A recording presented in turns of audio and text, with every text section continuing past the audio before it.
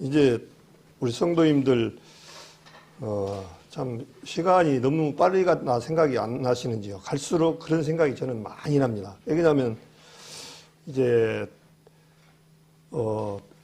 회사 생활을 엊그제 한 것 같은데 퇴직한 지가 벌써 3년이 되어지고 또 올해 또 퇴직자가 나오고 또 우리 성도님들 안에 나이가 많이 먹어서 힘이 빠지고 이 나이가 들면은 어떤 일이 있냐면은 힘이 빠지고 기운이 빠져서 또 추위를 많이 타고 열왕기상 1장에 보면 다윗이 나이가 많아 이불을 덮으나 따뜻하지 않더라 그런 말씀을 하셨습니다.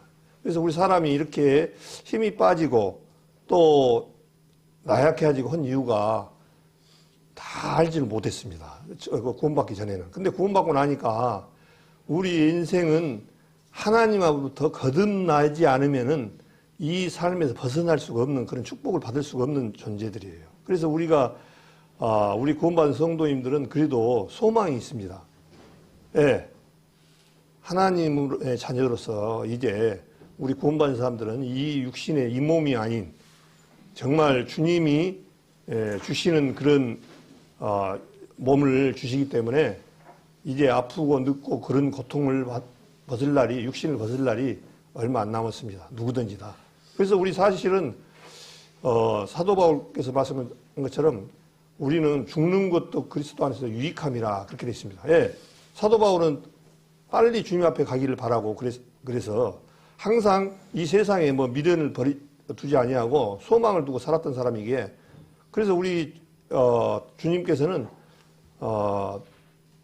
우리 인생들에게 하나님은 관심이 많으십니다. 우리 구원받은 사람들에게 하나님이 인생들을 이렇게 쭉 보시고 계시고 지금까지 축복을 주시고 또한 주님을 아버지라 부를 수 있는 그런 소명을 우리 마음 가운데 밝히 보여주심으로 말미암아 아버지라 부를 수 있는 게 얼마나 좋은 것 같습니까? 좋지 않습니까? 그래서 전도 집회를 하게 되면은 부담이 되기도 하는 것은 맞아요. 그러나 이제 이 전도 집회도 할 날도 얼마 안 남았습니다. 왜 이런 일을 제가 하냐면 아모스 8장에 보면은 그런 말씀이 있어요. 제가 한번 읽어볼게요. 주 여호와께서 가라사대 보라 날이 이를지라 내가 기근을 땅에 보내는 양식이 없어 주림이 아니며 물이 없어 가람이 아니요 여호와의 말씀을 듣지 못한 기갈이라 사람이 이 바다에서 저 바다까지 북에서 동까지 비틀거리며 여호와의 말씀을 구하려고 달려 왕래하게 하되 얻지 못하리니 그날에 아름다운 처녀와 젊은 자가 다 갈아여 피곤하리라 그렇게 말씀했습니다. 이 말씀 많이 들어보셨죠? 이제 어떤 일이 있냐면 휴거 사건이 있을 겁니다. 휴거 사건이 들으면은 이 세상은 이제 성령의 역사는 끝이 납니다. 그때 이제 말씀을 많이 들어놔서 어떤 일이냐니까 하나님의 말씀을 나도 그때 들을 건데 그래서 하나님의 말씀을 찾으려고 여기저기 하지만 이제 전도 집회를 해도 할 사람도 없을 뿐더러 해도 구원받지 못하는 역사가 일어나서 구원의 이방인의 그 구원은 그거 끝나버리는 그런 모습을 볼 수가 있습니다. 그래서 말씀의 기갈이라 그랬거든요. 그래서 하나님의 말씀을 지금 들을 때가 좋은 겁니다. 지금 얼마나 들을 때가 좋은 거예요. 그러니까 이제 이거 자꾸 반복해서 들으니까 저 말씀 들었는데 이렇게 생각하시면은 유익되지 못합니다. 데살로니가서 2장 13절에 그 말씀이 있잖아요. 너희가 하나님의 말씀을 받을 때 사람의 말로 받지 아니하니 너희가 사람의 말을 받지 않고 하나님의 말씀으로 받아들이니 이것이 너희에게 믿는 자 속에서 역사하신다 이 말씀이 있습니다. 그러니까 하나님을 말씀 받을 때요 마음의 문을 딱 닫고 열고 받아야 되는데 딱 듣고 자기 생각과 자기 것으로 딱 비교해서 안 되면은 딱 문을 닫아버려요. 그런 사람한테 하나님 말씀 아무리 던져도 안 됩니다. 이 전도 집회 부분은요, 저는 100번 말씀드리지만 아무리 이 세상에서 잘하는 유명한 목회자가 말씀을 해도 말씀을 듣는 사람의 마음의 문을 안 여는군요. 아무 소용없습니다. 우리가 말씀을 들을 때 마음의 문을 열고 이렇게 받아들여야지 그렇지 않으면 받아들이지 않으면 아무 유익하지 않아요. 그래서 하나님의 말씀 받을 때 사람의 말로 받지를 않아야 돼요. 우리가. 제가 오늘 이렇게 말씀하지만 오종철이 말을 하는 능력이 없어요. 저는 아무 말도 못하고 지식도 없어요. 돈지 하나님 말씀이 그러하시다 하니까 대언했을 뿐이에요. 근데 이 말씀을 오종철이가 하니까 별 볼 일 없어 하고 딱 닫아버리면 말씀이 안 들어가요. 그래서 이스라엘의 많은 지혜와 바리새인과 서기관들한테 하나님 말씀을 전했지만은 받아들이지 않는 거예요. 지식이 많으니까. 근데 어린아이들한테 전하니까 굉장히 어린아이들은 순수히 받아들여요. 그래서 어린아이와 같이 낮아지지 아니하면 그런 말씀이 있습니다. 어린아이들은 순수해요. 말 그대로 순수하게 받아들여요. 그런데 우리 나이 먹고 조금 많은 지식이 있는 분들은 학교에서 배운 지식이 상당히 많고 사회 경험과 이런 것이 있다 보니까 하나님 말씀을 가스롭게 여기는 부분들이 많아요. 그런 분들은 구원받기가 굉장히 어렵습니다. 지식이 많으면 많을수록요, 구원받기가 굉장히 어려워요. 예. 자기 지혜가 많으면 지혜가 많은 자는 교만하다 했거든요. 교만한 자는 말씀 받아들이기 어려워요. 그래서 오늘 누가복음 7장을 한번 같이 교제를 나눌까 합니다. 누가복음 7장을 보니까요, 제가 좀 잠깐만 좀 읽겠습니다. 누가복음 7장 36절부터 50절까지 오늘 말씀인데요. 제가 36절부터 읽겠습니다. 한 바리새인이 예수께 자기와 함께 잡수시기를 청하니 이에 바리새인의 집에 들어가 앉으실 때 그 동네에 죄인 한 여자가 있어 예수께서 바리새인의 집에 앉으셨음을 알고 향유 담은 옥합을 가지고 와서 예수의 뒤로 그 발 곁에 서서 울며 눈물로 그 발을 적시고 자기 머리털로 씻고 그 발에 입맞추고 향유를 부으니 예수를 청한 바리새인이 이것을 보고 마음에 이르되 이 사람이 만일 선지자다면 자기를 만지는 이 여자가 누구며 어떠한 자 곧 죄인 줄을 알았으리라 하거늘 이렇게 말씀을 하셨습니다. 여기에 나오는 이 죄인 한 여자 이 비슷한 내용들이 성경에 세 군데가 나옵니다. 이 누가복음 7장 내용하고 세 군데가 나오는데 마가복음 14장 3절, 요한복음 12장 1절, 마태복음 26장 6절 세 군데가 나옵니다. 근데 그 세 군데는 똑같아요. 동일한 인물이에요. 근데 여기는 다릅니다. 그래서 그 세 군데는 마리아와 나사로 마리아 거기를 얘기를 하고 있고 여기는 그거하고는 관계없는 내용입니다. 근데 여기도 어떤 내용이 있냐면 향유를 주님한테 부은 것은 똑같아요. 근데 이제 바리새인이 동네에 같이 한 동네에 사는 한 죄인이 한 여자가 있었던 것 같습니다. 근데 이 여자는 바리새인 입장에서는 자기 모습은 못 보고 죄인인 이 사람만 보는 거죠. 그러니까 우리 세상 사람들이 봤을 때는 나는 자기는 딱 빼고 다른 사람들은 참 못됐어. 죄인이고 이렇게 본단 말입니다. 근데 주님께서는 한 사람으로 말미암아 죄가 들어오고 죄로 말미암아 사망이 왔다라고 하셔서 이 세상에는 아무리 우리 인생들이 그 사람이 인품이 훌륭하고 지혜가 많고 많은 지식을 얻었더라도 예수님 앞에는 모두가 다 죄인이라는 사실이에요. 이 사실을 인정하기가 굉장히 어려워요. 이제 깨끗하게 살고 하신 분들은 내가 죄인이야?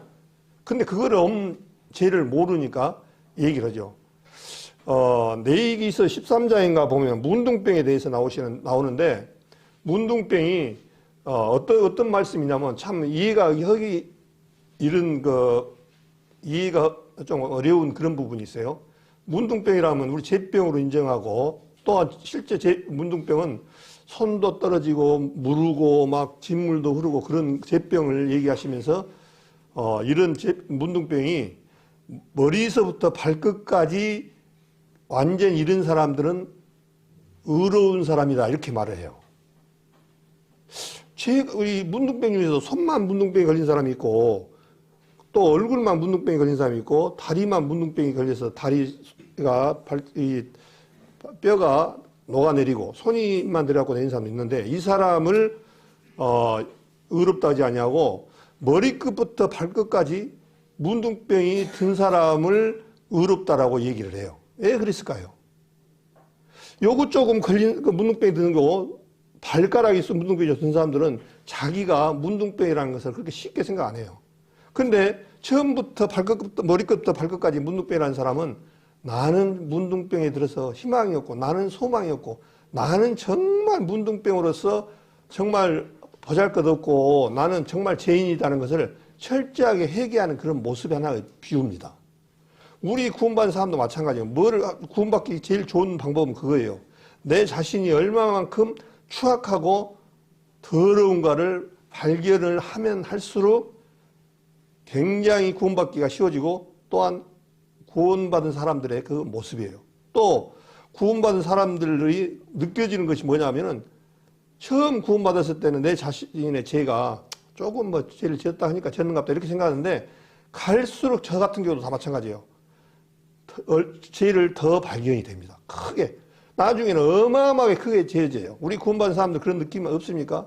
그래서 사도 바울이 내가 죄인 중에 괴수다 이렇게 말씀하시잖아요. 사도 바울은 바리새인 중에 바리새인이요, 히브리인 중에 히브리인이요. 히브리인 중에서 최고 히브리인이라는 거예요. 율법의 의로는 흠이 없는 자라고 자기를 했던 분이에요. 그렇게 율법만 지켰던 사람이 하나님 앞에 거꾸로 떨어뜨리니까 어떤 모습이냐?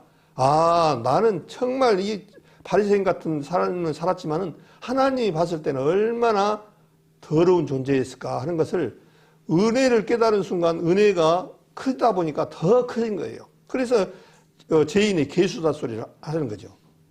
우리 성도님들은 갈수록 그런 부분들이 안 느껴지는지요.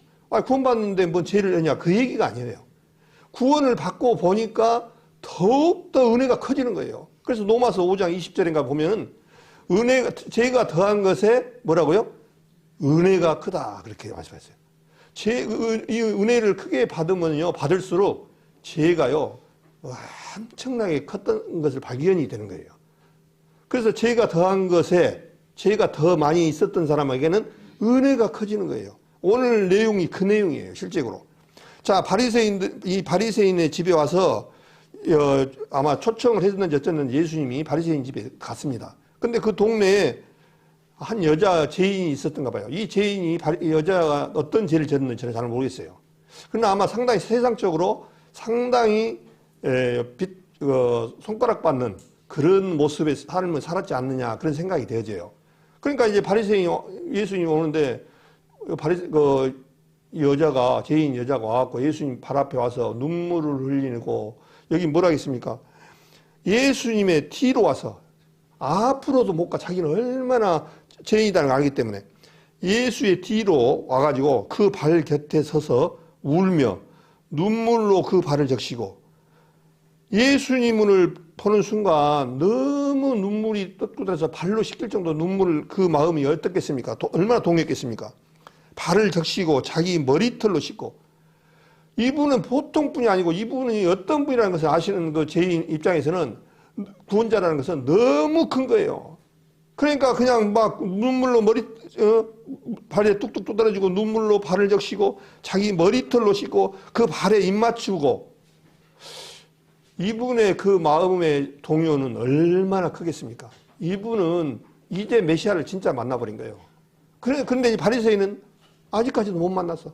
저 사람이 선지자면, 이 여자가 죄인인데, 얼마나 더러운 죄인인데 이 사람하고 상대하고, 이 사람을 같이 밥을 먹는데 동참을 해? 같이 있는데 동참해? 얼마나 바리새인들이 판단을 오는 거예요.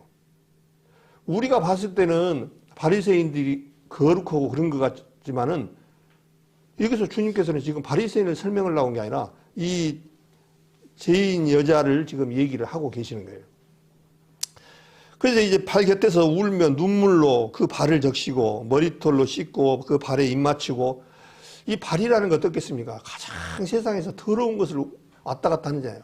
거기다 이불을 맞출 정도라는 것은 어떤 의미겠습니까?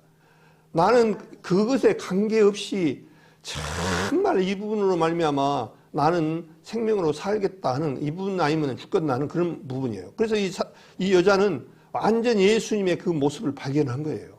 그러다 보니까 부끄러움도 없고 눈물을 흘려도. 그래서 우리 예수님 믿는 사람들은 정말 성령이 충만한 가운데서 기쁘면 어떤 사람들을 봐더라도 관계가 없어요. 다윗이 춤추면서 어땠습니까? 막 허리에 옷이 내려가고 그래도 부끄러움을 없이 했던 모습처럼, 우리 구원받은 사람도 성령에 취해보며 살아간 사람들이 복이 있어요. 성령에 취하면요, 이 세상에 아무것도 두려움이 없고 두려움이 없습니다. 두려움이. 이 세상에 두려움이 없어요. 성령에 취하면.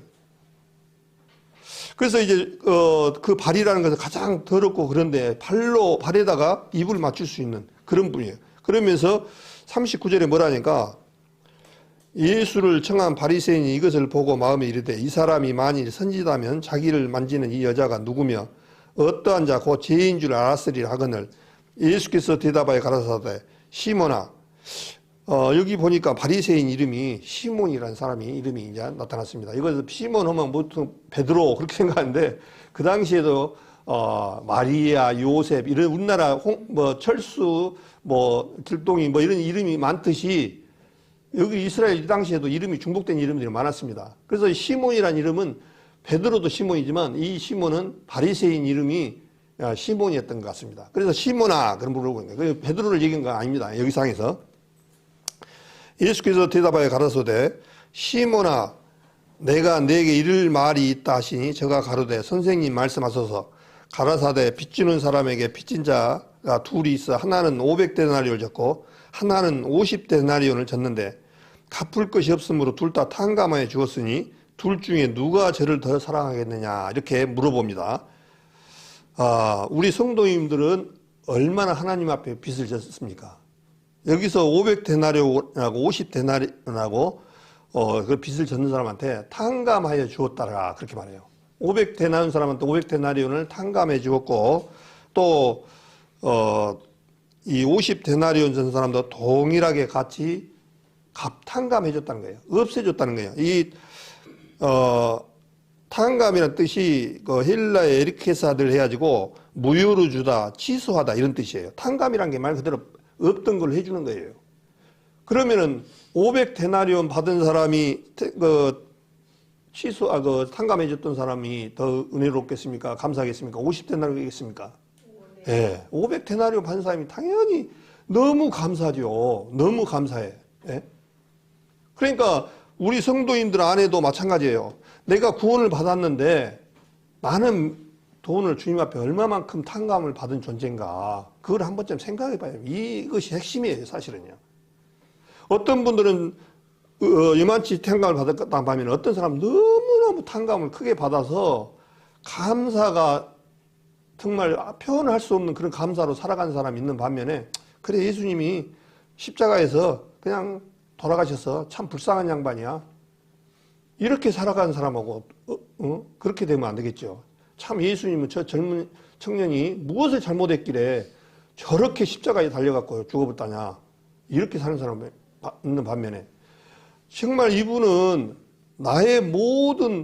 내가 모든 것을 거기다가 걸어도 드려도 아무 부족함이 없는 그분이라는 사실을 우리 마음 가운데 가지고 살아가야 돼요. 그러면 이제 은혜가 커지는 거예요. 큰애가. 그래서 우리 구원받을 때 옛날에 많이 했지 않습니까?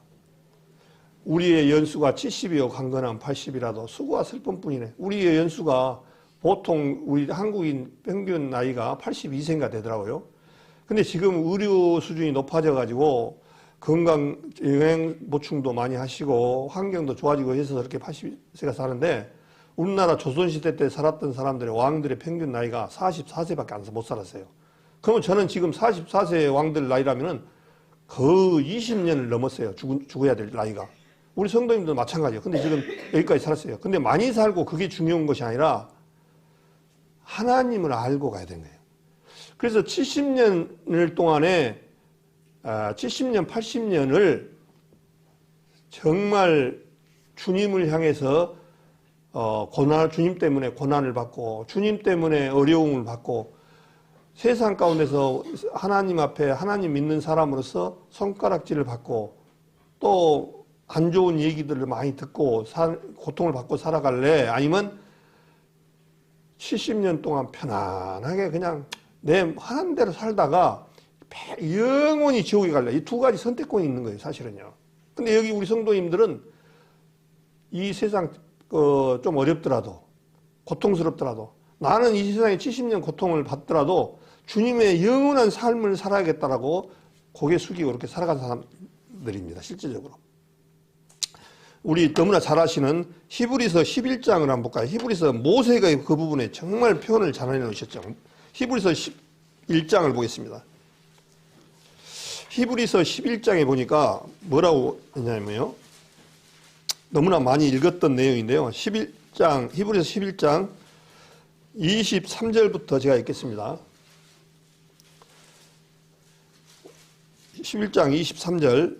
믿음으로 모세가 낳았을 때 그 부모가 아름다운 아이임을 보고 석 달 동안 숨겨 임금의 명령을 무서워 아니하였으며, 믿음으로 모세는 장성하여 바로의 공주의 아들이라 칭함을 거절하고 도리어 하나님의 백성과 함께 고난받기를 잠시 제약을 낙을 누리는 것보다 좋아하고 그리스도를 위하여 받는 능력을 애굽의 모든 보화보다 더 큰 재물로 여겼으니 이는 상 주심을 바라봄이라. 그렇게 되어 있습니다. 상을 주심을 바라봅니다 하니까 상 하나 받으려고 이렇게 그냥 그 얘기가 아닙니다. 상이라는 뜻은 보상. 하나님께서 우리 구원받은 사람들한테 나중에 심판, 의의 심판대에 쓰는데, 이제 구원받은 사람들이 혼인잔치 때 어떤 일이 있냐면 우리 각각 하나님을 위해서 어떻게 살았냐에 대한 심판이 있습니다. 그래서 지옥 가고 천국 가는 심판이 아니라 구원받은 사람으로서 하나님 앞에 어떻게 살았냐에 대한 심판이에요. 그래서 여기도 마찬가지예요. 모세 같으면 어땠습니까? 애굽의 그 당시에는 애굽이라는 나라가 세상을 지금 미국처럼 지배하던 그런 나라입니다. 막강한 나라죠. 그런 나라에 가만히 있으면 왕으로 이제 이어받을 수 있는 그런 좋은 여건이 있고 기회가 있었습니다. 그런데 뭐라 하니까 믿음으로 모세는 장성하여 바로의 공주 아들이라 칭함을 거제들었다는 거예요. 예. 왜 그 좋은 자를 거절할까요? 지금 이 세상이 어떻습니까? 국회의원 한번 해보겠다고, 시장 군수 한번 해보겠다고, 대통령 해보겠다고 난리잖아요. 이 세상에 완전히 그냥. 근데 이거는 썩어질 것입니다. 이거 대통령 했다고 천국 가는 거 아니에요. 오히려 더 심판이 크게 받을 수 있어요. 예. 하나님 앞에 잘못 살았을 그런 모든 것들. 그래서 실제적으로 이런 얘기를 하게 되면 참 육신을 가지신 분들은 그 좋은 자리를 왜 마다하게 그렇게 할 수 있어요. 그러나 영적으로 우리 이제 거듭난 성도님들 안에는 소망을 하늘에 둔 사람들은 실제적으로 그런 부분들은 값어치 없는 것으로 얘기해야 맞아요. 실제로. 실제 값어치 없습니다. 예. 4년, 5년짜리 실컷 하고 한 번 죽는 것은 사람의 정하시며 그 후에는 심판이 있다 말씀처럼 죽음이 기다리고 있습니다. 모든 사람이 죽어야 돼요. 죽는데 심판이 있는데 그 심판은 어떤 심판이냐? 지옥 가는 심판이에요. 그거는. 우리 전도집회 때 수고 얘기하잖아요. 금덩어리 요만한 거 줄게 천국 줄 받고 다른 것도 바꾸고 구원을 바꿀래 안 바꿀래 하면 안 바꾼다고 다 하잖아요. 그러나 때로는 살다 보면은 이제 점점점 주님께서 보화가 작아지고 값어치 없어지고 그럴 때가 있을 수가 있단 말입니다. 근데 이게 이 모세는 어떻습니까? 25절에 참 멋있는 말씀이 돼 있어요. 도리어 하나님의 백성과 함께 고난받기를 잠시 제약을 낙을 누리는 것보다 좋아하고, 이 세상은 뭐냐면요, 잠시 제약의 낙이라는 거예요. 실제적으로 지금 이 세상에서 낙은 즐거운 낙이 아닙니다. 실제적으로 전도서의 말씀처럼 평생에 악한 마음을 품다가 죽은 자에게 돌아가고, 그 말씀이 있어요. 죽은 자에게 누구냐면요, 실제 천국과 지옥을 넣는 하나님 앞에 가는, 우리는 하나님을 한번 만납니다. 이제 이 세상 사람들도 한 번은 만납니다. 근데 그 사람이 하나님을 만났을 때 내가 정말 하나님의 자녀로 만나는 이제 그러면 악한 마귀 사단의 자녀의 모습으로 만날지 생각을 해봐야 돼요. 그래서 이 잠시 제약을 나르는 것보다 더 좋아하고 그리스도를 위하여 받는 능력을 애굽의 모든 보화보다 더 큰 재물로 여겼으니, 얼마나 이 애굽의 모든 보화와 왕을 하게 되면은 얼마나 많은 권세와 능력과 모든 것이, 저 북한 김정일이 보고 그러잖아요. 다 지 거라고, 자기 거라고. 그거 맞아요. 자기 거라고 그래요. 자기 마음대로 죽이기도 하고 빼앗기도 하고 다 그렇게 해요. 근데 그것보다는 이제 영원한, 그것은 잠깐이지만 영원한 것을 우리는 가진 축복을 가질 수 있다. 그런 생각을 해보므로 이 말씀을 한번 생각을 해보십시오. 내가 모세보다 더 나은 조건에 살고 있는가? 나는 지금 실제적으로 살아가는 것은 물질이, 우리 그리스도인들이 특히 그래요. 주님이 주시지도 너무 부하게 주시지도 않지만 정말 이 세상에서 재벌같이 사는 사람이냐 한번 생각해 보면 다 감사할 수밖에 없는 그런 또 삶 속에 있어요. 너희가 먹을 것과 입을 것이 있은즉 족한 줄 알고 말씀하셔서 있는 것에 만족으로 사는 사람이 가장 복이에요. 실제로요. 이 세상에 모든 죄가 시작되는 근원이 돈 때문에 그러거든요. 디모데전서 6장에 보면은 돈을 사랑함이 일만하게 뿌리가 되나니 돈을 사랑함으로 말미암아 저희의 믿음을 떠나 마음을 찔렀도다 그렇게 말씀하잖아요. 돈 때문에 죽이고 돈 때문에 미워하고 돈 때문에 이해관계가 있고 이 돈이 모든 것이 그렇다고 얘기를 합니다. 그런데 우리는 제일 세상에 살아가는 거는요. 만약에 오늘 저녁에 우리 성도님들한테 로또가 1등이 돼갖고 한 200억 받았다고 생각해 보십시오. 아마 잠을 못 잘 거예요. 혹시 또 그거 대불고 나면 너무나 마음에 흥분하다 보면 죽을지도 모르겠습니다. 완전히 너무 막 커버려가지고. 그런데 그럴 일이 없고 노동자는 달게 자거니와 그런 말씀이잖아요. 돈이 많으면요 배가 부름으로 잠을 못 자요. 너무 많은 것을 가지고 오늘 저녁 이 100억을 가지고 200억을 불리고 200억을 1000억으로 불리고 1000억을 우리나라에서 최고 많은 재벌로 하다 보니까 잠이 안 와. 근데 노동자는 뭐라 했습니까? 하루 종일 일하고 나니까 얼마나 잠이 꿀잠이에요. 이제 잠 잘 못 주무신 분들은 일을 많이 하십시오. 그러면 잠을 자게 자게 돼 있습니다. 그렇다고 해서 나는 우울증도 있고 그런 사람한테 나 해봐도 안 되더라. 물론 그래요. 병적으로 계시는 분들은 잠이 안 오면 다 이해가 되어져요. 그러나 평상시 건강하신 분이 열심히 일하면 잠이 오게 돼 있습니다. 피곤하면 잠이 오게 돼 있습니다. 그래서 이제 애굽의 이 모세처럼 주님께서 가르쳐 주셨습니다. 정말. 그래서 너무나 감사함으로 이렇게 살아가시고 이제 44절에 보겠습니다. 누가복음 다시 7장으로 보겠습니다. 누가복음 7장 44절을 보겠습니다. 44절 여자를 돌아보시며 시몬에게 이르시되 이 여자를 보느냐 내가 내 집에 들어오매 너는 내게 발 씻을 물도 주지 아니하였으되 이 여자는 눈물로 내 발을 적시고 그 머리털로 씻었으며 너는 내게 입맞추지 아니하였으되 저는 내가 들어올 때부터 내 발에 입맞추기를 그치지 아니하였으며 똑같이 아까 말씀을 하셨던 부분들을 지금 시몬한테 책망하는 얘기가 나옵니다.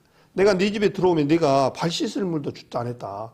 이 이스라엘이나 이런 데는 사막 지역이기 때문에 굉장히 먼지구덩이입니다. 그러니까 이 손님을 접대할 때 제일 먼저 크게 접대하는 것이 자기 집으로 초대하는 거하고 그 다음에 집에 왔을 때 발 씻을 물을 주시는 거. 그걸 최대 손님이에요. 우리 성도님들도 마찬가지예요. 그 상대편을 존중한다는 것은요. 발 씻어줄 수 있는 그런 마음. 우리도 그 보통 세상에서도 그래요. 사람을 대접한다고 해가지고 발을 씻는 행사를 많이 하지 않습니까? 우리들 형제님이나 자매님들도 혹시 계신다면은 자매님은 형제님, 형제님은 자매님 발을 한 번씩 씻어줘 보십시오. 저는 이제 그러지도 못했는데 우리 어머니를 저는 이제 돌아가시기 전에 발을 많이 씻어드렸어요. 발톱 깎고 제가 여기 있다가 시골에 가면은 우리 어머니는 딱 그걸 기다리고 있는 것 같아. 세숫대야를 물을 따뜻한 물을 떠다 드려서 발을 씻어주고 이 발이라는 것이 어떻습니까? 다니다 보니까 굳은살이 많이 배겠잖아요. 그걸 또 벗겨주고 그 다음에 특히 노인네들 발톱은 두꺼워갖고 발에 물에도 안 불리면 잘 안 썰려져요. 그 경험 해보셨을 거예요. 그 물에다가 딱 담그면 발톱이 딱 연해져가지고 자르기도 좋습니다. 그러면 발 씻어주시고 닦아서 해주면 굉장히 기뻐하는 그런 모습을 느껴요. 저는 이제 상당히 많이 가면은 언제나 꼭 그것을 제 담당으로 생각했어요. 예. 예수님께서 발 씻어서 성도를 대접하는 그런 모습을 보여서 굉장히 그를 발을 씻어준다는 것은 그만치 내가 존경합니다. 대접합니다. 부모님을 아니면 남편을, 자매를 존경합니다는 하나의 표시거든요. 그래서 이 여인은 발에 입맞추기를 그치지 않았다. 그렇게 말씀하셨어요. 그러니까 바리새인 집에 갔던 죄인 여자는 예수님을 어떤 마음으로 바라봤을까요? 이분은 제가 가히 이르지 옆에 가지도 못할 뿐이라는 것을 아시는 거예요. 마태복음 3장인가 보면은 세례 요한이 그래요. 내 뒤에 오시는 분이 있었는데 이분은 내가 예수님의 신발을 들기도 나는 감당치 못한 사람이라고 표현을 해요. 우리 신발 다 있잖아요. 근데 예수님 신발을 들기도 나는 감당치 못한 분이라는, 그분이 그게 어떤 분이라는 거예요? 나는 가히 가지도 못할 분이라는 거예요, 그분이. 그러니까 예수님이라는 부분이 우리 성도님들이 보통 사람들이 생각을 삼위일체 하나님을 모르니까 다른 어떤 모임에서 같은 경우는 성부와 성자와 성령의 삼위의 그걸 모르다 보니까 하나님의 아들 이렇게 생각하시는 거예요. 근데 엄연히 따지면 하나님이 이거를 아셔야 돼요. 하나님 이 땅에 오시면 안 돼요. 왜냐하면 하나님을 보고 살 자가 없는 이라고 있어요. 예, 우리는 죄인이기 때문에 하나님을 보는 순간 다 죽습니다. 그런데 왜 육신으로 오셨냐? 또 하나님은 영이 아니시기 때문에 영으로 오셔갖고는 몸을 안 가지셨기 때문에 십자가에 달릴 수가 없어요. 그래서 아들의 신분으로 오셔서 육신을 입고 오셔서 십자가에 달려서 자기의 모든 피와 모든 것을 다 내어주셨어요. 그래서 우리 세상에서 제가 이 앞에 말씀드렸습니다마는 세상에서 가장 위대한 사건, 위대하고 정말 고마우신 사건이 성도님들 마음 가운데 어떤 마음을 가지고 있는지요. 이 세상에서 가장 위대한 사건은 예수님이 십자가에 달려서 죽었다가 3일 만에 부활하신 이 사건이 가장 위대하다고요. 히틀러, 알렉산더, 세계 영웅들, 이 사람들은 불과 몇 년 살다가 죽고 그걸로 실패했단 말이에요. 그 유명한 알렉산더 대왕 같은 경우, 헬라 제국을 이끌었던 알렉산더 같은 경우는 33살밖에 못 살았어요. 33살에 인도에 와가지고 풍토병 걸려가지고 33살에 죽어버렸던 사람이 알렉산더입니다. 그마치 우리 세상 사람은 볼 거 없어요. 너희는 사람을 보지 말라고 말씀하시니까. 사람을 보면 넘어지려니와 여호와로 인하여 안전하리라 그렇게 말씀했습니다. 그러니까 우리 주님을 어떤 부분으로 우리는 봐야 되느냐? 이 세상에 사람의 목수의 아들로 볼 게 아니라 이분은 하나님이라는 사실을 인정을 하고 그분이 했던 그것이 이 세상에 가장 위대하고 값지다는 것을 마음속에 받아들여야 돼요. 또 사실입니다. 무엇라 하더라도 이 세상에 가장 위대한 분이고 위대한 일은 예수 그리스도 십자가에 달렸던 그분, 죽었다. 그냥 달린 것만이 아니라 달렸다가 죽었다가 장사 지냈다가 부활로 나오신 분. 그래서 40일 동안 뭐 했습니까? 내가 살았다는 것을 제자들한테 보여주셨잖아요. 네?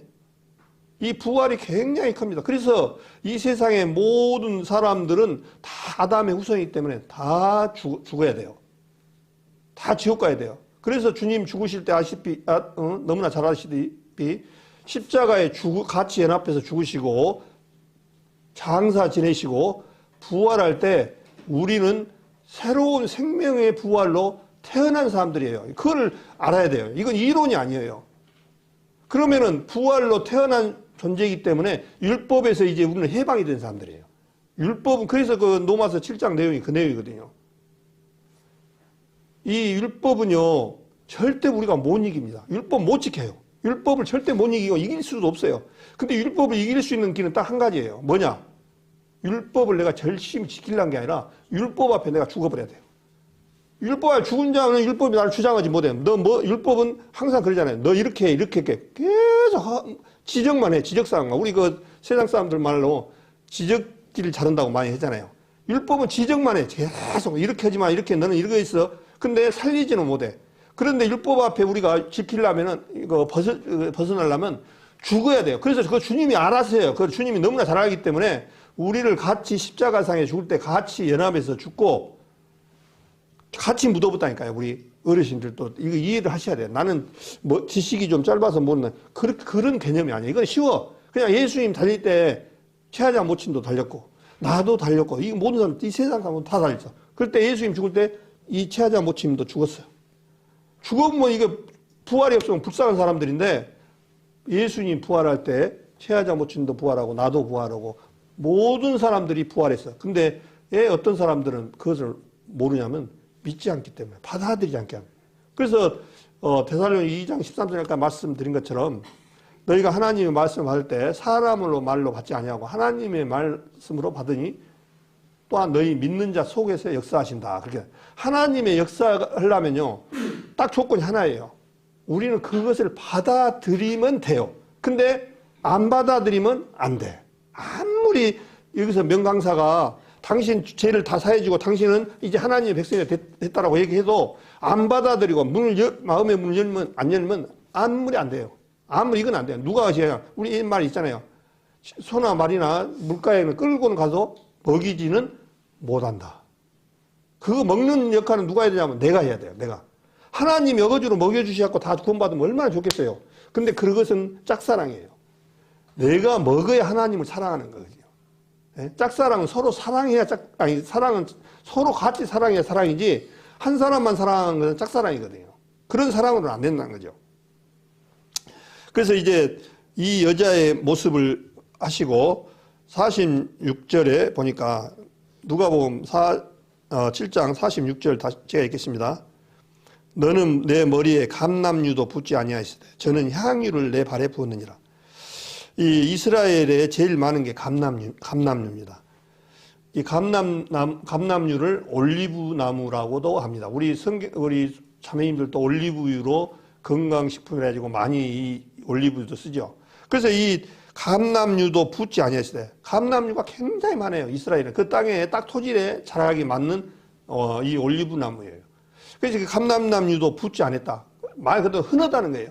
근데 예수님이 와셨는데 감람유도 붓지 않았다는 얘기는 네가 내가 어떤 존재인가를 대접하는 그 강도를 봤을 때 넌 하나의 목수의 아들로 나를 되었다. 어떤 그렇게 해도 가언이 아닙니다. 실제로. 감람유도 붓지 아니하시되 저는 누굽니까? 죄인이 한 여자잖아요. 향유를 내 발에 부었느니라. 이 향유는 성막이나 이런 데 쓸 때 이 발라서 제사 지낼 때 옛날 성막에서 쓰던 그런 향유였습니다. 근데 이 향유를 사람이 판단하는 부분 차이가 있습니다. 이거를 300데나리온에 팔아서 가난한 사람들한테 주지 왜 저기다 허비했느냐라고 마가복음 14장에 나왔던 내용이 나옵니다. 여기를 잡으시고 잠깐 마가복음 14장 한번 보겠습니다.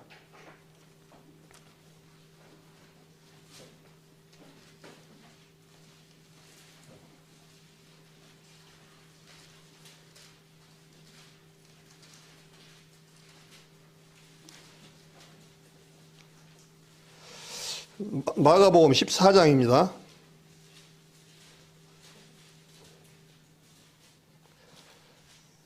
시간 관계상 4절부터 읽겠습니다. 마가복음 4장 14장 4절 어떤 사람들이 분내어 서로 말하되 무슨 의사로 이 향유를 허비하였는가 이 향유를 300데나리온의 이상으로 팔아 가난한 자에게 줄 수 있었겠다 하고 그 여자를 책망하는지라 예수께서 가라사대 가만두어라 너희가 어찌하여 저를 괴롭게 하느냐 저가 내게 좋은 일을 하였느니라 가난한 자들은 항상 너희와 함께 있으니 아무 때라도 원하는 대로 도울 수 있거니와 나는 너희와 항상 함께 있지 아니하리라 저가 힘을 다하여 내 몸에 향유를 부어 내 장사를 미리 준비하였느니라 그러면서 내가 진실로 너희에게 이르노니 온 천하에 어디서든지 복음이 전파되는 것에는 이 여자의 행한 일도 말하여 저를 기념하리라 하시니라 이렇게 되어 있습니다.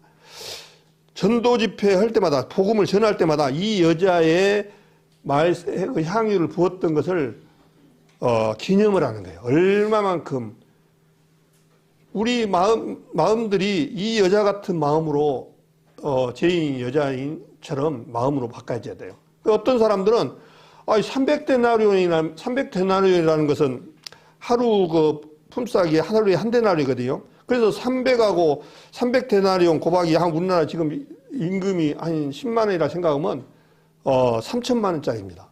그거를 갖다가 부어버리니까 와, 그거 뭐 어떻게 붓냐. 그냥 땅에 쏟냐. 그 차라리 그걸 팔아가지고 얻는 사람들, 가난한 사람들한테 나눠주는 것이 낫지 않냐. 이렇게 말을 한 사람이 있었습니다. 그 사람이 누구였을까요? 예, 가룟 유다입니다. 가룟 유다가 예수님을 그 많은 제자 중에서 유다의 사단이 거기 들어가서 일을 했을까요? 사단이 제일 들어가기 쉬운 그 마음의 상태가 딱 드러납니다. 우리도 마찬가지예요. 육신적으로 보면 3천만 원이나 되는 그 돈을 왜 쏟아? 그걸 가난한 사람들 먹였으면 먹고 살 이런 쪽으로 맞잖아요.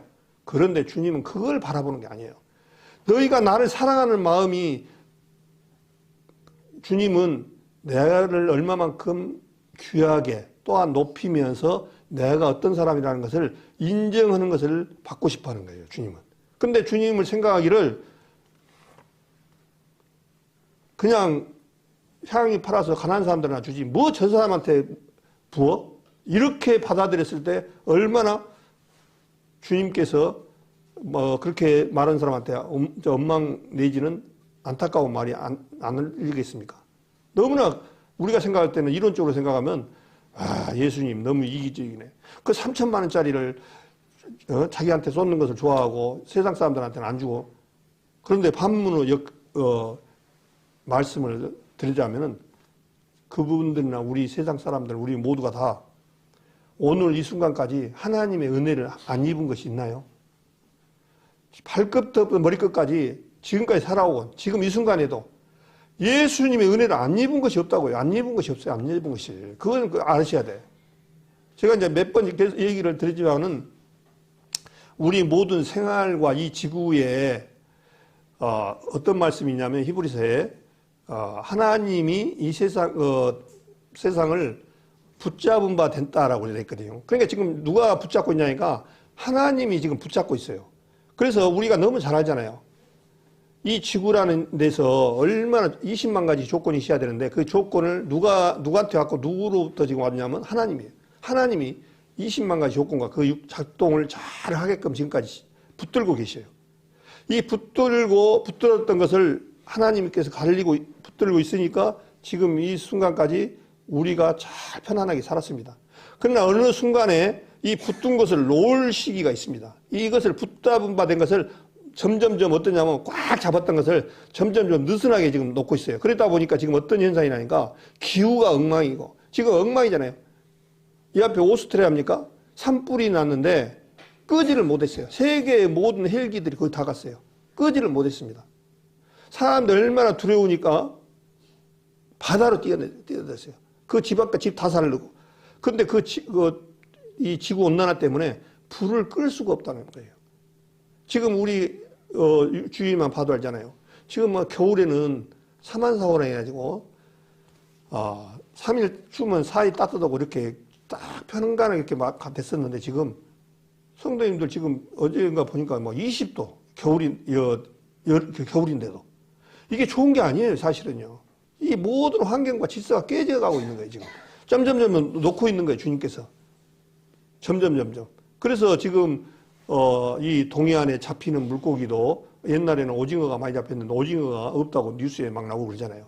물의 온도가 올라가므로 그 수온 찾아가 오징어는 가버리고 또 이 대한민국에는 이 사관화를 이 대구 이쪽에서 있는데 저 우주 방향으로 가야 되고 소나무가 다 죽고 더위에 죽고 이런 어떤 기상 이변이 결국에 누가 그렇게 만들었냐면요. 우리 인간들이 그렇게 만들었다고요. 네? 너무나 잘 알잖아요. 그래서 이 화석 연료를 줄이자 해가지고 이제 디젤 엔진 생산을 안 하고 자동차도 생산을 안 하기로 하고 그렇게 나아가고 또 이산화탄소 발생하는 나라에 대해서는 그 세금을 부과시켜서 더 발생을 못하게 하고 그렇단 말입니다. 근데 또 그런 얘기를 들으셨는가 모르겠네요. 이산화탄소를 많이 발생한 것이 자동차도 기지만은 디젤 자동차도 기지만 짐승이 그렇게 많다고 그래요. 저도 짐승의 방구가 이산화탄소를 그렇게 발생한답니다. 저도 그랬어요.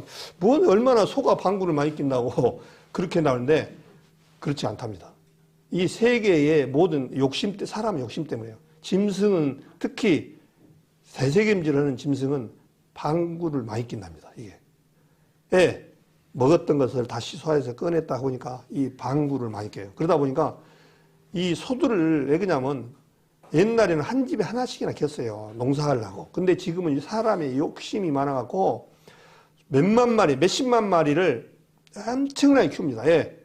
육식을 얻기 위해서, 돈을 얻기 위해서. 그러다 보니까 이 지구상에 적정한 짐승이 자라야 되는데 너무 많으니까 방구로만 해서 끝나는.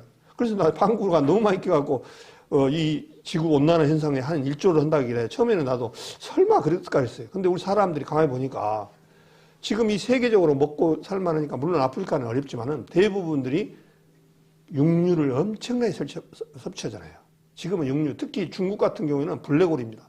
먹고 살만하니까 아무리 한국은 먹어도 요만치밖에 안 돼. 근데 중국이란 나라는 블랙홀이에요. 그냥 모두 중국이 먹으면 다 몰라요. 기름이고 석탄이고 모든 것이. 그러다 보니까 지금 이 시대에 살고 있는 것들이 굉장히 주님의 그 손에서 점점점 놓아져 가고 있는 그런 모습입니다. 그래서 이제 다시 누가복음 7장을 가가지고 그래서 이 향유를 부었을 때 바라보는 시각이 우리 성도님들은 아까운 거죠. 왜 저렇게 부었다냐 이런 마음입니까? 아니면 이 죄인의 여자의 그 모습입니까? 우리는 죄인의 이 모습으로 가야 돼요.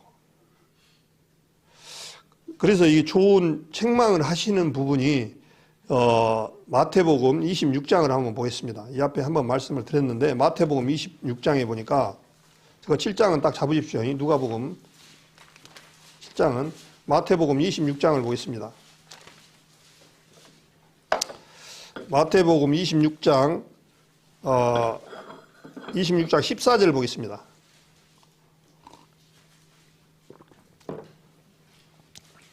26장 14절 제가 읽겠습니다. 그때 12 중에 하나인 가룟 유다라는 자가 대제사장에게 가서 말하되 내가 예수를 너희에게 넘겨주리니 얼마를 주려느냐 하니 그들이 은 30을 달아주거늘 저가 그때부터 예수를 넘겨줄 기회를 찾더라. 이 가룟 유다를 지금 말씀을 드리려고 합니다. 가룟 유다의 마음은 예수님을 어떻게 생각하냐면 수준을 은 30냥 수준이다 생각을 한 거예요. 그래서 예수님이 팔아불어 갖고 은 30냥 받은 게 낫겠다 이렇게 생각해요. 가룟 유다 마음 가운데 이분을 어떻게 생각하겠습니까? 지금까지 자기가 먹고 모든 것을 누렸던 것은 은대 갖고 내었고 이분은 그냥 목수의 아들이야. 은 30냥에 팔리면 그거를 만족해 하는 사람으로 살아가는 그런 가룟 유다입니다. 그 안에 딱 그 마음이 들어가니까 누가 들어갑니까? 사단이. 사단 딱 약점을 잘 알아요. 가룟 유다에 딱 안에 들어가니까 아이고 30만냥에 팔아버리자 그런 마음을 한 거예요. 그래가지고 예수를 기회를 찾더라 해가지고 예수님 팔 때 30냥을 받고 예수님을 팔았던 사람이 가룟 유다입니다. 그래서 이 가룟 유다를 주님께서는 뭐라고 표현하냐니까요. 이 우리 성도님들 깊이 생각을 해보셔야 돼요. 26장 23절에 한번 보겠습니다. 21절부터 읽겠습니다. 마태복음 26장 21절부터 저희가 먹을 때에 이르시되 내가 진실로 너희에게 이르노니 너희 중에 한 사람이 나를 팔리라 하시니 저희가 심히 근심하여 각각 여짜오되 주여 내니이까 대답하여 가라사대 나와 함께 그릇에 손을 넣는 자가 그가 나를 팔리라. 인자는 자기에 대하여 기록된 대로 가거니와 인자를 파는 그 사람에게는 화가 있으리로다. 그 사람은 차라리 나지 아니하였다면 제게 좋을 뻔하였느니라. 지금 이 가룟 유다를 주님이 뭐라 하냐면요. 저런 놈들은, 저런 애는 태어나지 않았어야 좋다. 이것 보고 참 얼마나 답답합니까? 정말 나는 너를 이 죄에서 대속하기 위해서 살려주기 위해서 십자가에 와서 하려고 하는데 깨끗해야 30냥에 팔려가지고 살아버리는 그런 마음. 우리 성도님들 혹시 가룟 유다 같은 마음을 가지면 절대 안 됩니다. 절대 안 돼요. 그런데 뭐라 하냐면 차라리 태어나지 아니하였으면 차라리 나지 아니했다면 제게 좋을 뻔하였다는 거예요. 그래서 인자를 파는 그 사람에게는 화가 있으리로다. 그 사람은 차라리 나지 아니했으면 제게 좋을 뻔 하였느니라 이렇게 말씀하십니다. 가룟 유다 같은 삶을 우리는 살면 안 됩니다. 이게 보면 배은망덕한 거죠. 또 이분은 이 세상을 지금 이 순간에도 아까 계속 말씀하셨지만은 손님으로 붙잡힌 바 돼서 붙들고 계시래요. 또 주님의 은혜를 우리한테 안 주신 것이 없이 지금까지 다 해주고 있습니다. 그래서 바라보는 시각이 얼마만큼 우리 성도님들은 예수님이라는 분을 갖고 계시는지. 그래서 은 30냥이 그 당시에 일반 노동자 120일, 그러니까 약 4개월치 받는 임금이랍니다. 은 30냥이. 그러니까 4개월치 임금을 받을 정도 그 양을 가지고 예수님을 팔아버리느냐. 그런데 너무나 잘못한 거죠. 그 다음에 구약시대 노예 한 명의 값이 은 30냥에 팔았답니다. 그 당시 은 30냥이면 노예 한 명을 주고 사고 팔고 그랬답니다. 그러니까 예수님은 이 가룟 유다는 노예 수준으로 생각한 거예요. 예수님은 노예. 예? 그러니까 30냥을 팔았다는 그런 모습을 얘기해요. 그 다음에 출애굽기 21장에 보니까 소가 사람을 종을 받아 죽였을 때 종이 죽은 생명의 대가가 은 30냥이에요. 그러니까 이 예수님은 종의 한 사람의 수준으로밖에 가룟 유다는 보지 않았던 거예요. 얼마나 그러니까 예수님이 차라리 너는 태어나지 않았으면 너한테는 좋을 뻔하였다. 이렇게 말씀한 거예요. 아무리 성경 안에서 이렇게 얘기를 하고 하더라도 내가 받아들이지 않고 마음을 열지 않으면요 아무 소용이 없어요. 은 30냥에 팔았다 하더라. 이걸로 끝나버려요. 여기서 주는 의미가 무엇인가를 깊이 반증해야 돼요. 누가복음 24장을 한번 볼까요? 누가복음 24장에 보면 어떤 말씀이 있냐면 누가복음 24장의 25절에 보겠습니다.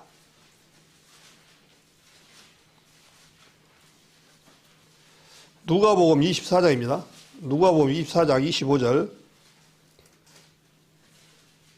25절부터 27절까지 같이 읽겠습니다. 누가복음 24장 25절, 26절, 27절 같이 읽겠습니다.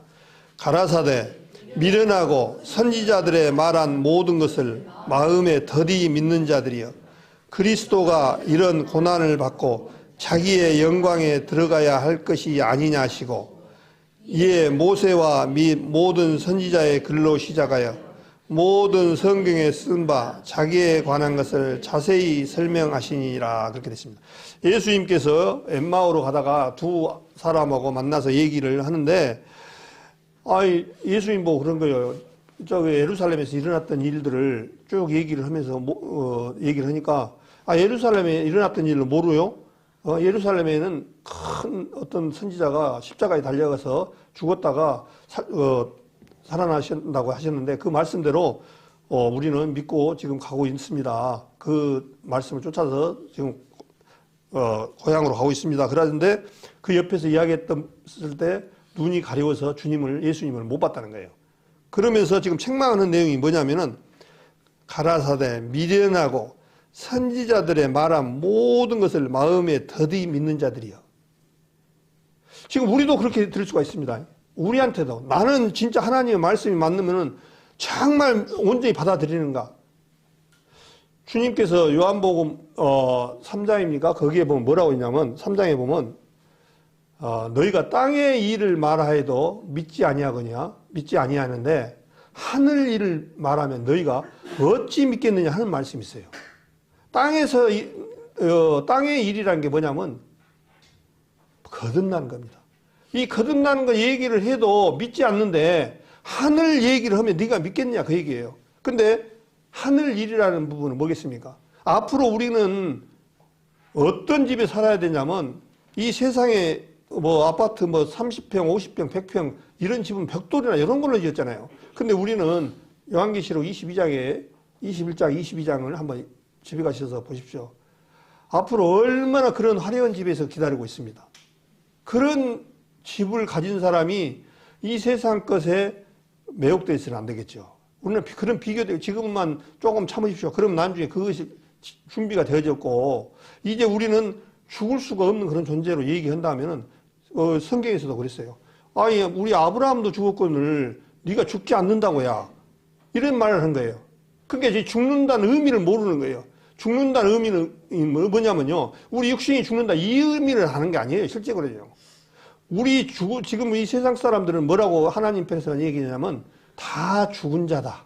무엇이 죽었냐? 영이 죽은 거예요. 에덴 동산에서 하나님을 거역한 순간 우리 영혼이 죽었습니다. 그래서 영이 죽었다는 것은 하나님하고 관계가 끊어지고 교통하심이 끊어지고, 그래서 지금까지 끊어지는 순간 이 세상 사람들은 하나님의 에덴 동산에서 쫓아내시고 하는 표현이 있어요.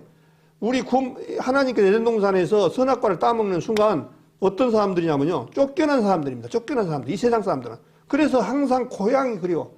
노래를 봐도 물론 북한에 고향을 둔 사람들의 그 고향 얘기지만요, 항상 노래 보면요 고향이 그리워도 못 가는 신세. 물론 그것도 있지만 이 얘기가 더 가깝다고요. 사실은요. 우리는 지금 고향을 놔두고 쫓겨난 자들이에요. 그래서 우리들 보고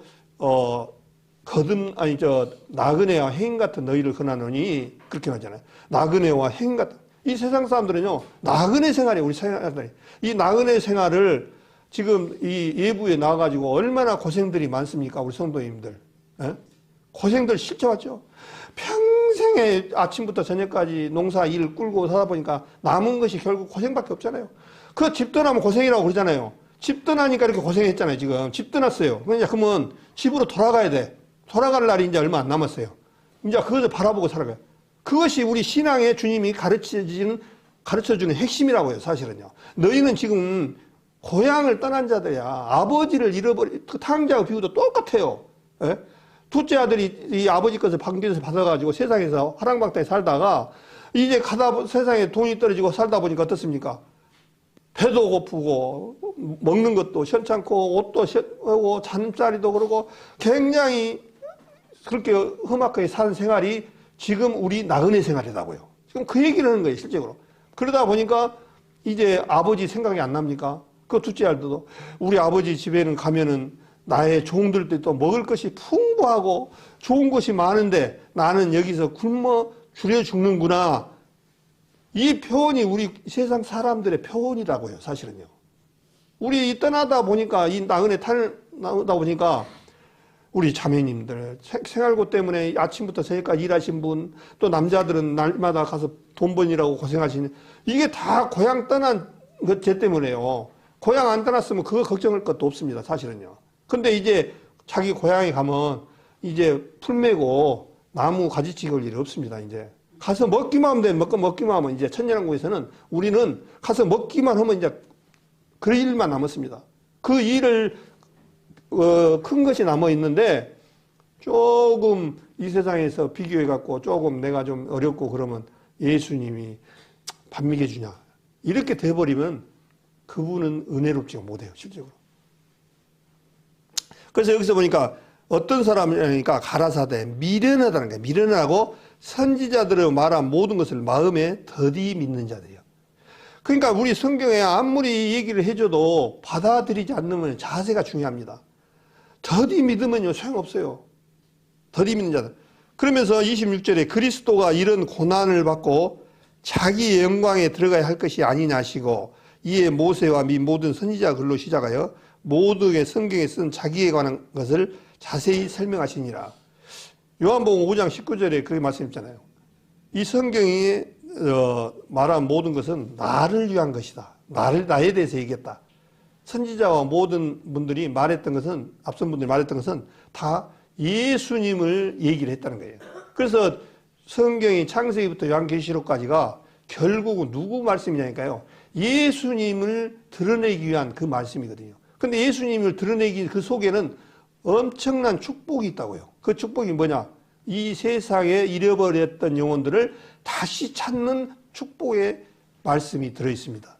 그래서 우리 여기 고개 숙이는 사람들은, 성도님들은 이제 고향집, 아버지를 찾았어요. 그러니까 우리 보고 뭐라 했습니까? 너희가 이제는 아버지라 부르짖느니라. 그러게요. 우리 그 어린애들 있잖아요. 아빠 하는 말이. 그게 성경에 똑같아요. 아버지라는. 근데 이 아빠라는 부분들을 내가 낳지 않는 아들이 아빠라고, 그러니까 정상인데, 낳지 않는 사람이 나보고 아빠라고 하면 이거 안 맞잖아요.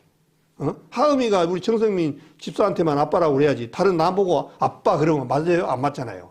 부를 자격이 없어. 아들로서 되어야만이 아빠, 아버지라고 부를 수 있다는 거예요. 그러면 이제 아버지로 태어난 우리는 어떤 축복을 가지느냐? 앞으로 예수님 것이 내 거란 말이에요. 이렇게 말하면 설마 뭐 예수님 것은 예수님 거고 내 것은 내 것이겠지. 그렇지 않습니다. 로마서 8장에 공동상속자라고 말씀하셨어요. 공동상속자. 예수님이 큰아들이고 우리는 차지아들이기 때문에 예수님 거가 다 우리 거란 말입니다. 얼마나 좋습니까? 얼마나. 그러니까 하나님의 말씀 말을 해놨는데 여기서 말한 대로 모든 것을 마음에 더디 믿는 자들, 더디 믿으면 믿을수록 내 거가 내 마음에서 기쁨을 못 얻고 이런 축복을 못 얻는 거죠. 그러니까 모세 같은 경우에는 하나님의 말씀을 그 말씀을 받을 때 얼마나 그분을 크게 받아들였던지 애굽의 모든 보호하고도 비교할 수 없는 이것은 하나의 잠깐 있다가 없어지는 그거다. 그래서 그것을 버려버리고 하나님 앞에 모세 오경을 쓰시고 하나님 앞에 쓰임을 받았던 큰 인물이 되지 않습니까? 또 이 말씀이 있어요. 여자가 낳은 자 중에 제일 큰 자를 누구라고 그랬습니까? 여자가 낳은 자 중에 세례 요한이라 했잖아요. 세례 요한을 낳을 때를 어떻게 말씀하셨냐면 여자가 낳은 자 중에 제일 큰 자가 요한이다. 예수님이 그렇게 말씀하셨어요. 요한을 그렇게 크게다고 말씀하셨어요. 세례 요한이 예수님을 증거할 것을 말라기 3장부터 시작해가지고 이사야서 40장 쭉 얘기를 말씀 뭐 하냐니까 예수님이 오실 것을 대언자로 미리 앞길을 인도한 분으로 세례 요한을 세우셨어요. 그러면서 예수님이 세례 요한은 여자들과 낳은 자 중에서 제일 큰 자다. 이렇게 말씀하셨어요. 그런데 이걸로만 된 게 아니라 그러나 천국에서는 세례 요한보다 너희가 크다. 이 말씀이 있어요. 그러니까 세례 요한하고 비교가 안 됩니다. 또 우리는 구원받은 사람은. 제가 말한 게 아니에요. 한번 찾아보세요. 여자가 낳은 자 중에 세례 요한보다 큰 자가 없는데 그보다 너희는 구원받은 사람은 더 크다. 그러니까 애 더 큽니까? 공동상속자니까. 예수님 거가 다 내 거고 아버지 것이 다 내 거니까 얼마나 큰 겁니까? 요한복음 5장 22절에 보면은 아버지께서 나에게 모든 것을 다 주셨다라고 말씀하거든요. 예수님한테 주셨다는 건데요. 왜 그러냐면은 예수님의 그 피 흘림은 그냥 생명을 살리는 그이기 때문에 그 일을 하시기 때문에 정말 모든 것을 다 주셨습니다. 그래서 이제 우리 구원받은 사람들도 이 말씀을 좀 이렇게 묵묵히 받아들이면서 내 마음과 내 생각이 안 맞더라도 말씀이 그러하시다면 아멘입니다. 주님 말씀에 이루어지이다. 이런 마음으로 가야 돼요. 설마 좀 있으면 이제 휴거가 되고 또 좀 있으면 7년 대환란이 있고 7년 대환란이 끝나면 이제 마지막 아마겟돈 전쟁. 이 세상에는 전무후무한 전쟁이 주님이 있다고 말씀하셨습니다. 그럼 진짜 전쟁이 있을까? 또 좀 있으면 이제 천년왕국, 그것이 7년왕국이 끝나면은 7년 대환란 끝난 후에는 천년왕국이 있습니다. 1000년 동안 누가 왕노릇을 하니까 우리 구원받은 사람들이 이제 왕노릇을 하게 돼 있습니다. 그날에. 천년왕국이 끝나고 아시다시피 선한 일을 행한 자는 생명의 부활로, 악한 일을 자는 이 지옥의 부활로 나오셔서 마지막에 이제 지옥과 천국으로 두 갈래길에서 완전히 끝을 내버리는 게 하나님의 시나리오예요. 아시다시피 너무나. 근데 이제 그 시나리오를 우리 생전에 그것을 다 취득을 하다 보니까 이렇게 주님 몇십 년 지났는데 안 오신다냐. 근데 이것을 아셔야 돼요. 하나님은 천년이 하루 같고 천년이 하루 같은 걸 잊지 말라. 하나님은 이제 딱 7일 지났다고요. 7일. 예? 이거 생각하시면 돼요. 7일밖에 안 지났어요. 하나님 편에서는. 근데 우리는 지금 나이 되신 분, 60년 되신 분은 60년 지났고 80년 되신 분은 80년 지났어요. 그런데도 왜 이렇게 안 오셔? 하나님 편하고 우리하고 이 관계에서 이 연수가 또 동일하게 생각하시면 안 돼요. 실제로요. 그래서 우리 성도님들 얼마만큼 하나님의 말씀을 받고 정말 주님 앞에 감사하며 살아가느냐, 이 말씀들을 내 것으로 받아들여야만이 내 것이 되지, 안 받아들이면 아무 소용 없습니다. 아무리 제가 얘기해도 요한복음 14장을 한번 보겠습니다. 요한복음 14장.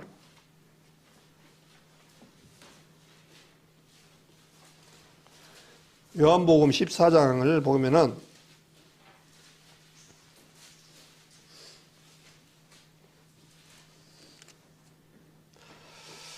요한복음 14장 내용은 너무나 잘 아시죠. 예수님이 이제 너희를 위해서 집을 예비하기 위해서 내가 떠나간다. 처소를 예비하면 내가 다시 와서 너희를 영접한다. 그러니까 도마가 물었습니까? 어디로 가십니까? 우리가 알지 못하거늘 그 길을 어찌할 수 있나이까? 이렇게 말씀하시면서 8절에 보니까 빌립이 그럽니다. 빌립이 가로되 주여 아버지를 우리에게 보여주옵소서. 그리하면 족하겠나이다. 그렇게 말씀합니다. 그러니까 예수님께서 뭐라니까 빌립아 내가 너희가 같이 또 그렇게 오랫동안 있었는데 아버지를 보여주라 하냐. 내가 아버지야. 이 삼위의 그 관계를 모르다 보니까 아버지를 보여주시옵소서 그러는 거예요. 예수님이 곧 하나님이라는 사실을 말씀을 계속 하셔요. 나는 아버지를 보았거든. 아버지 안에 너희가 있고 내가 너희 안에 네가 내가 안에 이게 같이 주님의 연합의 부분을 얘기를 쭉 하고 계십니다. 그런데 그것을 알아듣지를 못하는 거예요. 빌립도 그러면서 예수님이 딱 뼈 있는 한마디를 얘기합니다. 우리 성도님들한테 꼭 그게 필요합니다. 11절에 보니까 내가 아버지 안에 있고 아버지께서 내 안에 계심을 믿으라. 그렇지 못하겠거든 행하는 그 일을 인하여 나를 믿으라. 그렇게 됐습니다. 내가 아버지 안에 있고 아버지가 내 안에 있고 이것을 하나님 관계를 아버지와 아들 관계를 모르겠거든 그 행하는 일을 인하여 나를 믿으라. 이렇게 말하는 거예요. 그렇게 안 믿어지면 그 얘기가 뭐겠습니까? 예수님께서 기적과 이적을 행했던 그것을 봐라. 그 얘기예요. 이 세상에 어떤 선지자고 어떤 능력 있는 사람도 예수님이 행했던 것을 한 가지도 할 수 없는 존재들이에요. 이 세상에 아무리 엄청난 의술을 갖고 있어도 안전뱅이를 쓰게 할 수 없고 소경이 눈을 뜨게 하지 못하며 또 이 자연을 거스리지를 못해요. 우리 사람들은요. 근데 하나님은 예수님은 갈릴리 바다에서 바람아 잔잔하라. 물결이 잔잔하니까 물결이 잠잠해지고 또 오병이의 사건을 알지 않습니까? 이것은 우리 과학으로도 이해할 수가 없어요. 폴떡 5개와 물고기 2마리로 어떻게 5,000명을 먹이고 12바구리에 남길 수 있습니까? 그냥 주문 나오는 거예요. 주님은. 예, 그분은 불가능이었고 능치 못하신 만왕의 왕이시며 창조주시기 때문에 가능한 거예요. 이것 보고 너희 믿으라 그 얘기예요. 진짜 저렇게 못 믿겠으면 그 얘기입니다. 지금 실제로.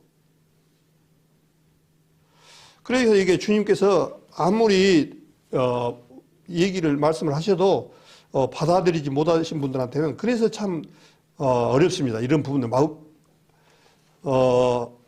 시간도 다 됐고 그러니까 이제 누가복음 17장을 한번 보겠습니다. 누가복음 여 매듭을 아직 못 쳤습니다만은 누가복음 17장에 보면은 누가복음 17장에 보면은 17장 11절에서부터 보면 예수께서 예루살렘으로 가실 때 사마리아와 갈릴리 사이로 지나가시다가 한 초원에 들어가시니 문둥병자 10명이 예수를 만나 멀리 서서 소리를 높여 가로되 예수 선생님이여 우리를 긍휼히 여기소서 하거늘 보시고 가라사대 가서 제사장들에게 너희 몸을 보이라 하셨더니 저희가 가다가 깨끗함을 받으니라. 그중 하나가 자기의 나은 것을 보고 큰 소리로 하나님께 영광을 돌리며 돌아와 예수의 발 앞에 엎드려 살해하니 저는 사마리아인이라. 예수께서 대답하여 가라사대 10사람이 대 깨끗함을 받지 아니하였느냐. 그 9은 어디 있느냐. 이 이방인 외에는 하나님께 영광을 돌리러 돌아온 자가 없느냐 하시고 그에게 이르시되 일어나 가라 내 믿음이 너를 구원하였느니라 하시더라. 한 초원에 들어갔는데 문둥병자가 10명이 이제 예수님이 오신다는 것을 들었습니다. 그 문둥병들은 원래 제병이기 때문에 따로 분리해 살고 연병이라고 따로 공동체 형성을 하고 세상 보통 사람들하고 이웃들하고 살지 못하고 따로 격리해서 이렇게 살았습니다. 지금 우리 나라에도 그러지 않습니까? 녹동이라는 데 가면 따로 이렇게 분리해서 이렇게 나라에서 지원해줘서 그분들을 따로 이렇게 살게 하는데 10명이 예수님 오신다는 소리를 듣는 거예요. 그러니까 근데 자기가 이제 문둥병이라 드러나서 예수님 바로 앞에 가지를 못하는 거예요. 예. 문둥병을 모든 사람들이 다 저주로 여기고 그러기 때문에. 오신다고 하니까 멀리서 하고 10명은 어떤 마음이겠습니까? 문둥병을 고치고자 하는 마음이 얼마나 있겠습니까? 오직 앞으로 가나 저가나 유명한 문둥병 약이 있다고 하면 고리 가서 약 받아 먹고 또 안 나서면 또 다른 사람 의식고 우리 사람의 그 심리가 그러잖아요. 병 고치는데 유익하다고 하면요. 자기 모든 것을 팔아서 할 수 있는 조건들이 우리 사람들이라고 똑같아요. 그 사람이 문둥병이 들었으면은 오로지 문둥병자의 소원은 문둥병을 낫는 거예요. 그런데 예수님이란 분은 이제 소리를 들은 거예요. 이분은 보통 사람이 아니다는 것을. 가서 뭐 어떻게 됩니까? 멀리 서서 소리를 높여가지고 예수 선생님이 우리를 긍휼히 여기십시오. 불쌍히 여겨주십시오. 불쌍히 여기십시오. 그러니까 뭐라는 거예요? 예수님은요. 다른 얘기도 아니시고 보시고 가라사대 가서 제사장들의 너임을 보이라 하셨더니 저희가 가다가 깨끗함을 받은지라. 이런 분이라고요. 예수님은 거기다가 안수를 하고 또 뭔 약을 갖다가 발라주고 그런 분이 아니에요. 예. 능치 못하신 분이기 때문에. 그분이 너희 믿음대로 되라. 우리 구원받는 것도 똑같아요. 우리 구원받는 사람도요. 못 받은 이유가 뭔지 알아요? 믿음을 받아들이지 않는 거야. 믿음대로 되나. 이분이 어떤 분이었고 이분이 십자가상에서 해놨던 그 기적이 하나님이 행했던 그 모든 것들을 인정하고 받아들이기만 하면 되는데 아까 같이 은 30냥의 수준 정도밖에 안 되는 분이야. 이렇게 받으면 평생 못 받습니다. 온전히 우리 마음을 그분한테 다 드려야 돼요. 우리가 이 세상에서 많은 세상 사람들은 투자 얘기를 합니다. 무엇은 논에다 투자, 땅에다 투자, 뭔 밭에다 투자, 뭔 채권에다 투자, 은행에다 투자 이런 투자 얘기를 많이 하셔요. 그런데 이 세상에 어떤 투자보다 더 투자할 만한 값어치가 있는 분이 계시는데 그분은 예수님이에요. 예수님한테 모든 우리 인생을 맡겨드릴 만한 존재입니다. 우리가 죽으나 사나 그리스도로 것이고 말씀하신 것처럼 그리스도로 말미암아 우리는 화평과 기쁨을 얻으면 만족합니다. 더 이상 부족함이 없습니다. 부족함이 없어요. 그래서 10명이 가다가 보니까 예를 들어서 문둥병이 자기가 손이 떨어져갖고 막 진물이 나고 막 그랬었는데 가다가 보니까 제사장에 보이라고 하니까 이 사람들은 뭐라 했습니까? 안 믿는 사람은 그랬을 거예요. 저 같으면 그랬을 거예요, 아마. 예수 양반 아무리 그래도 그 문둥병에다가 약도 좀 바르고 안수도 좀 하고 좀 뭔가를 하고 가서 보이라고 하면은 내가 가겠는데 제사장한테 그냥 가서 보여라 하니까 에이 거짓말 하셔 그냥 가버릴 거예요. 안 믿고. 근데 이분들 마음이 어떻겠습니까? 이분이 어떤 분이라는 것을 아니까 제사장한테 보이고자 하는 다 나았다는 것을 보여주려고 가는 도중에 보니까 문둥병이 다 나서 버렸어요. 우리 믿음도 마찬가지예요. 구원받는 게 이거라고요. 내가 무엇을 해서 구원을 받는 게 아니라 예수님 해놓은 것을 구원을 받는 거거든요. 그것을 믿는 것을. 똑같아요, 이게. 그래서 10명이 가다가 보니까 손발이 묻었던 막 진물이 나오고 했던 것이 깨끗하게 나버린 거예요. 얼마나 기뻤겠습니까? 그런데 그 다음에 말씀을 하시려고 그래요. 그 중에 하나가 자기가 낳은 것을 보고 큰 소리로 하나님께 영광을 돌리며 다시 돌아왔어요. 10명 중에 한 분밖에 안 돌아왔어요. 우리가 그래요. 구원받으면 하나님 앞에 감사 됩니까? 안 됩니까? 제가 오늘 꼭 전도집회 갔네요. 감사가 되잖아요. 그러면은 감사가 되어지면은 항상 아버지 하나님께 감사와 해주신 것에 너무 감사해서 정말 하나님의 말씀 앞에 순종하고 말씀에 그리워서 교제도 더 가까이 하고 또 일요일 날 이렇게 나오고 그래야 되는데 구원 딱 하루 받고 나서면 안 나와버려. 딱 9명이 그 시기에 지금 9명이. 가서 10명이 구원받았는데 9명은 어디로 없애버렸어요. 한 명밖에 안 써요. 근데 그것도 사마리아. 사마리아는 이방인의 아시리아가 혼혈 정책을 뺏어가지고 말 그대로 혼혈하거든요. 이방인이거든요. 근데 그 사람만 예수님 앞에 다시 감사하러 온 거예요. 이거 발 앞에 엎드려갖고 살해했다는 것은 너무나 감사합니다. 선생님 때문에 제가 이렇게 문득병이 나왔습니다 하고 감사를, 은혜를 했던 거예요. 그런데 예수님이 물어보는 거예요. 10명 구원받았지 않냐? 10명 확실하게 구원받았어요. 제가 봤을 때. 여기 성경에 예수님이 인정하셨으니까. 10명, 어디 간 10명, 여기서 보니까 뭐라 하냐면, 10사람이 다 깨끗함을 받지 아니하였느냐? 그 9은 어디 갔냐? 예수님이 물어보는 거예요. 그러니까 이 이방인의 하나님과 돌리로 돌아온 자가 없느냐 하시고 그렇게 말씀하신 거예요. 이 말씀을 왜 써놨겠습니까? 그때 그 일어났던 사건을 우리 구원받은 사람들한테 적용을 한다면은 우리 구원받은 사람들은 이 사마리아 한 사람처럼 돼야 돼요. 9사람처럼 그냥 아이고 나 이제 구원받았으니까 나 이제 예수님은 당신은 당신이고 나는 나고 이렇게 살 것이 아니라 한 사람처럼 완전히 이제 생애의 모든 것이 바뀌어져야 돼요.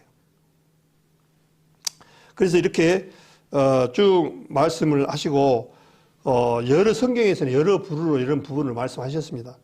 요한복음 6장에도 보면은 아까 말한 대로 오병이의 사건이 일어나니까 예수님께서 먹을 것을 풍성히 주시니까 예수님을 뭐라 했냐면 세상 왕을 삼으셔가지고 먹고 사는데 걱정게끔 하려고 그랬어요.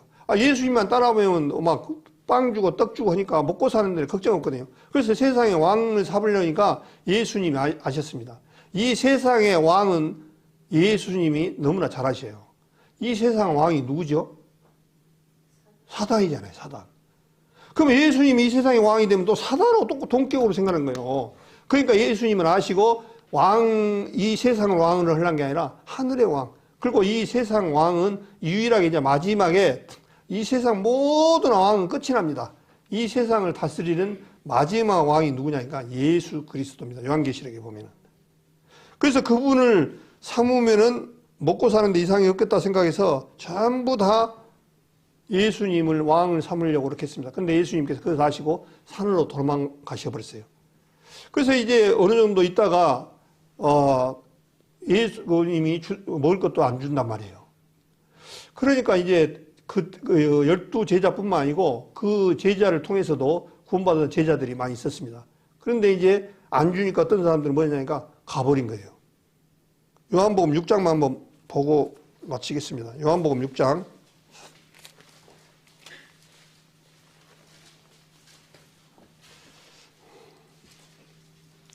요한복음 6장 66절입니다.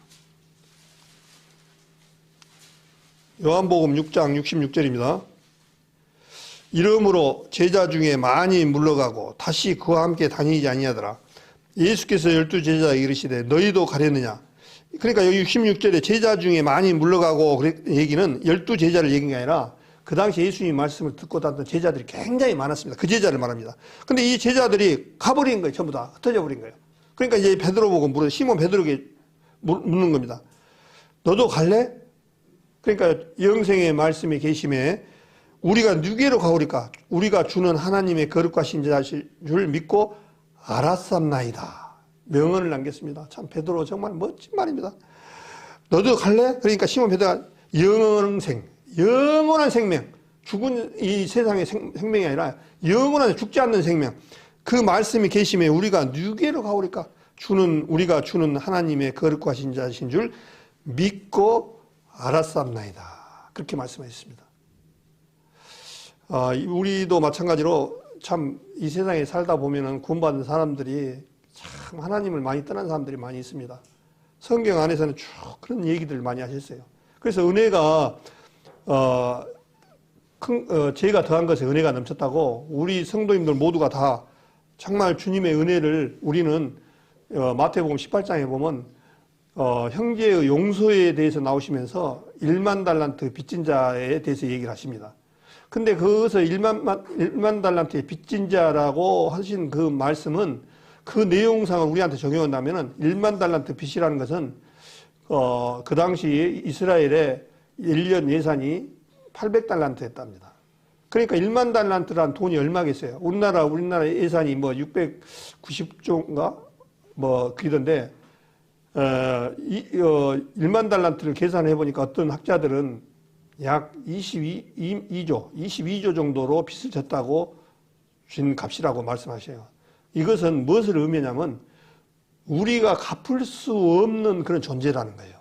예수님의 은혜를 계산해서 우리가 돈을 만약에 다시 갚으라고 하면 갚을 수가 없는 존재라는 거예요.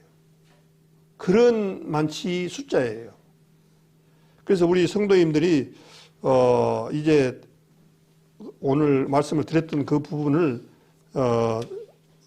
우리가 구원을 은혜를 받았던 그런 부분들이 정말 귀하고 값지고 내 생의 모든 것이라는 것을 알고 살아가야 더 은혜롭습니다. 또 말씀을 받을 때 주님 말씀을 더디 믿지 마시고 아까 책망하신 것처럼 엠마오로 가는 두 여인처럼 책망받지 마시고 더디 믿지 마시고 주님이 그렇다면 아멘입니다. 옳습니다라고 받아들이는 그런 마음 자세가 굉장히 중요합니다.